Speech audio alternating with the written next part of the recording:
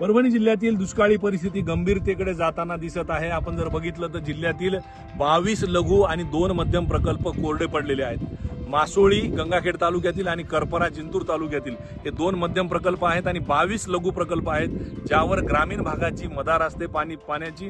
तर ते हे सर्व प्रकल्प कोरडे पडलेले आहेत। आपण बघू शकतो, मी सध्या जिंतूर तालुक्यातील भोसी इथल्या या लघु प्रकल्पावर आहे आणि या प्रकल्पातील खाली गाळातील भेगा ज्या आहेत, या भेगा या दुष्काळाचं वर्णन करू शकतात। कारण हीच परिस्थिती आहे ग्रामीण भागामध्ये पाण्याची, कारण पूर्ण प्रकल्प जे आहेत ते आटलेले आहेत आणि आटल्यामुळे पाणी परिस्थिती जी आहे ती गंभीर होताना दिसत आहे। त्या प्रकल्पामध्ये हे जे खड्डे दिसत आहेत, शेतकरी हे जो लघु प्रकल्प आहे हा पूर्णतः कोरडा झाल्यामुळे इथला जो गाळ आहे तो गाळ उपसा करून आपल्या शेतामध्ये टाकतात। कारण गाळ हा अत्यंत चांगला असतो शेतीसाठी।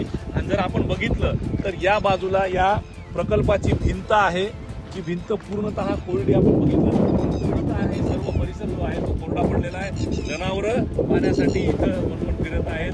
या जे पाईप दिसत आहेत, या ज्या मोटारी दिसत आहेत, या मोटारी सुद्धा ज्या काही गावकऱ्यांच्या पाणी पुरवठ्याचा विहिरी मोटारी आहे जिथं खड्डे केलेले आहेत, या गाळाच्या अनुषंगाने सुद्धा खाली 10-10 मीटरपर्यंत खड्डे करून या मोटारी ज्या आहेत त्या मोटारी इथं टाकण्यात आलेल्या आहेत। जोपर्यंत पाणी येईल तोपर्यंत उपसा करण्याचं काम जे आहे ते गावकरी करत आहेत। जिल्ह्याची जर परिस्थिती बघितली तर 17 टँकरने पाणी पुरवठा जिल्ह्यात सुरू आहे आणि 154 विंधन विहिरींचं अधिग्रहण जे आहे ते केलं गेलेलं आहे। दुसरीकडे हे प्रकल्प आटल्यामुळे आता पाणी टंचाई जी आहे तीव्र होताना दिसत आहे। मान्सून यावेळेला वेळेत असल्याचं हवामान खात्यानं सांगितलेलं आहे, मात्र पाऊस केव्हा बरसणार, पाणी केव्हा येणार, त्याचबरोबर चाऱ्याचा जो प्रश्न आहे तो सुद्धा, चारा केव्हा उगल हा सर्व प्रश्न आहे। आणि यामुळेच काल मराठवाड्याची जी मुख्यमंत्र्यांनी बैठक घेतली, त्या बैठकीमध्ये सुद्धा ग्रामीण भाग असो का शहरी भाग असो लोकांना पाणी पुरवठा करण्याचे आदेश मुख्यमंत्र्यांनी दिलेले आहेत। मात्र जर आपण ग्राउंडवरची जी परिस्थिती बघितली तर ही भीषणतेकडे जाताना दिसून येत आहे।